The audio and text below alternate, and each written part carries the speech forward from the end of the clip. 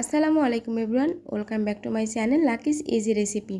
Lucky's easy রেসিপিতে আরও একটি নতুন লোভনীয় এবং মজাদার একটা রেসিপি নিয়ে হাজির হয়ে গেলাম। আমার আজকের রেসিপি দারুণ স্বাদের লোটা শুটকি ভুনা আলু টমেটো দিয়ে। এটা যারা শুটকি লাভার আছে তাদের কাছে তো অনেক বেশি ভালো লাগবে, আর যারা শুটকি পছন্দ করে না তারা এইভাবে একবার ট্রাই করে দেখবেন, আশা করছি অনেক ভালো লাগবে। প্রথমে আমি শুটকিটা একটু গরম পানিতে ভিজিয়ে রাখবো, এর জন্য একটা বাটি নিয়ে নিলাম। আর এখানে নিলাম 100 গ্রাম পরিমাণ লোটে শুটকি। আর শুটকিগুলো আমি ছোট ছোট টুকরো করে কেটে নিয়েছি। এখন আমি ফুটন্ত গরম পানি দিয়ে এটাকে কিছুক্ষণের জন্য রেখে দিব। এই তো আমি একটা ঢাকনা দিয়ে ঢেকে রেখে দেব। এখানে 30 মিনিটের মতন এটা রেখে দিব। আর 30 মিনিট হওয়ার পরে এই তো চলে আসলাম। এখন এগুলোকে খুব ভালো করে ধুয়ে পরিষ্কার করে নেব। তবে এই ক্ষেত্রে কেউ চাইলে ভেতরে যে কাঁটাটা থাকে সেটা বেছে নিতে পারেন, তবে আমি আজকে কাঁটাটা সহই রান্নাটা করব। এখন এগুলোকে খুব ভালো করে ধুয়ে পরিষ্কার করে নিলাম, কারণ শুটকিটা অবশ্যই বেশ কয়েকবার পানি পাল্টে পাল্টে ধুয়ে নিতে হবে, নইলে এটাতে বালি থেকে যায়। অবশ্যই খুব ভালোভাবে যে কোনো শুটকি খুব ভালোভাবে ধুয়ে পরিষ্কার করে নিতে হবে। চুলায় একটা প্যান বসিয়ে দিলাম, আর তাতে নিয়ে নিলাম এখানে রান্নার রেগুলার সয়াবিন তেল। এখন দিয়ে দিচ্ছি 1 কাপ পরিমাণ পেঁয়াজ কুচি।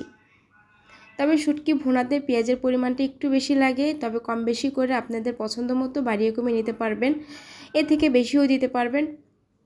আমি এই পেঁয়াজটা একটু সফট হয়ে আসা পর্যন্ত ভেজে নেব। যখন কিছুটা সফট হয়ে আসবে আমি এই পেঁয়াজগুলোর মধ্যে যে শুটকিটা ধুয়ে পরিষ্কার করে রেখেছি সেটা দিয়ে দিলাম। পেঁয়াজ আর শুটকিটা কিছুক্ষণ আমি ভেজে নেব তেলের সাথে।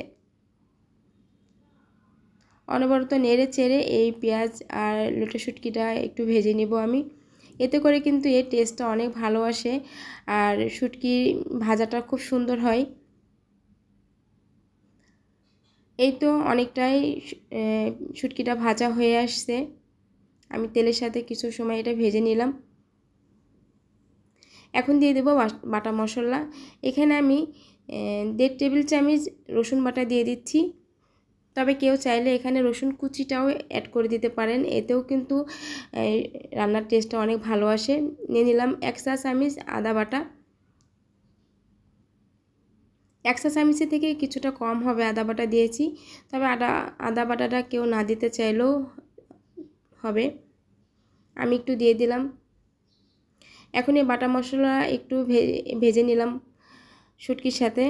এখন আমি দিয়ে দিচ্ছি শুকনো উপকরণ। এখানে 1/2 চা চামচ হলুদের গুঁড়া, 1 চা চামচ ধনিয়া গুঁড়া আর 1 টেবিল চামচ মরিচের গুঁড়া দিয়ে দিলাম, লাল মরিচের গুঁড়া। তবে এখানে ঝালের পরিমাণটা কেউ বাড়িয়ে কমিয়ে দিতে পারেন, এর থেকে একটু বেশিও দিতে পারেন। যে যেমন ঝাল খেতে পছন্দ করেন সে পরিমাণে এখানে দিয়ে দিবেন।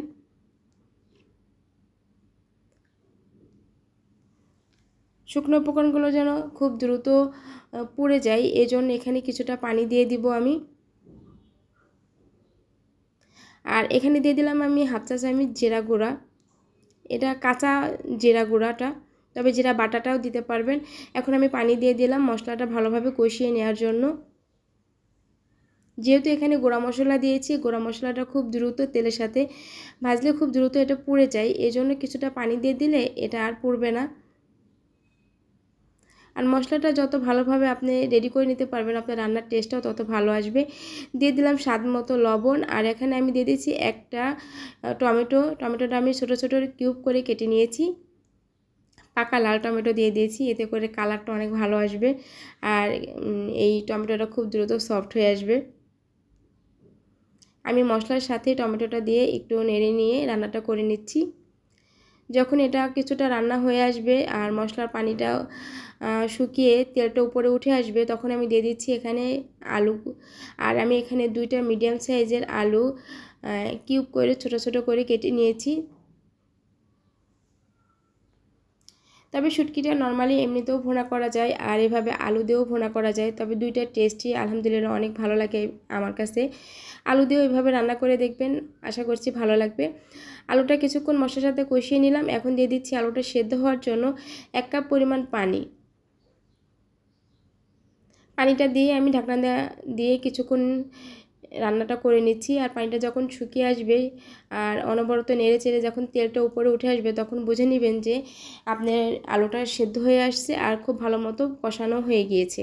এখন আমি আরও কিছুটা পানি দিয়ে দিচ্ছি। আর চেষ্টা করবেন এখানে গরম পানিটা অ্যাড করার জন্য। এখানে হালকা কুসুম গরম পানি অথবা ফুটন্ত গরম পানি যেটাই দিতে, যে কোনো রান্নার ক্ষেত্রে যদি গরম পানিটা দিয়ে রান্নাটা করেন সেক্ষেত্রে কিন্তু রান্নার টেস্ট অনেক ভালো আসে আর রান্নার কালারটাও অনেক ভালো আসে। এই তো আমি পানিটা শুকিয়ে নিব এখন। যারা শুটকি লাভার আছেন তাদের কাছে তো এই রেসিপিটা অনেক বেশি ভালো লাগবে। আর শুটকি লাভারদের কিন্তু যে কোনো শুটকি অনেক বেশি পছন্দ হয়, বিশেষ করে লইট্টা শুটকি তো অনেক ফেভারিট হয় সবারই। আমার বাসার সবাই এভাবে রান্না করলে অনেক বেশি পছন্দ করে। আর বাসার সবার মন রক্ষার্থে মাঝে মাঝে এভাবেই একটু ভিন্নতা এনে এনে রান্নাটা করলেও কিন্তু ভালো লাগে। এখন আমি দিয়ে দিচ্ছি ভাজা জিরা গুঁড়া। এখানে এই জিরা গুঁড়াটা দেওয়ার জন্য কিন্তু এর টেস্ট অনেক ভালো আসে। চেষ্টা করবেন যখন এই পানিটা শুকিয়ে আসবে, ঝোলের যে পানিটা, এটা শুকিয়ে আসার সময় এখানে কিছুটা ভাজা জিরা গুঁড়া দেওয়ার জন্য, এতে করে কিন্তু অনেক ভালো লাগবে আর টেস্টও বেড়ে যাবে। এখন এই পানিটা আমি খুব ভালোভাবে শুকিয়ে নিব। আর এই পানিটা শুকিয়ে নিলে আমার রান্নাটা কমপ্লিট হয়ে যাবে। এই লইট্টা শুটকি রান্নাটা কিন্তু খুব সহজ এবং সিম্পল একটা রান্না। আশা করছি আমার আজকে সহজ ও সিম্পল এই রান্নাটি আপনাদের সবার কাছে ভালো লাগবে। আর ভালো লাগলে চ্যানেলের পাশেই থাকতে চ্যানেলটিকে সাবস্ক্রাইব করে রাখবেন এবং পাশে থাকা বেল বাটনটি বাজিয়ে রাখবেন। এতে করে আমি যখনই কোনো নতুন ভিডিও আপলোড করব সেটা নোটিফিকেশন পেয়ে যাবেন সবার আগে। আর রেসিপি যদি ভালো লাগে তাহলে লাইক কমেন্ট করতে ভুলবেন না। আপনাদের লাইক এবং কমেন্টে আমার নতুন নতুন ভিডিও বানাতে অনেক উৎসাহ করে। কথা বলতে বলতে আমি কিন্তু এখানে আমার এই রান্নার ঝোলটা শুকিয়ে আসছে আর এখানে কিছু 2-3টা কাঁচামরিচ দিয়ে দিয়েছি সুন্দর একটা স্মেলের জন্য।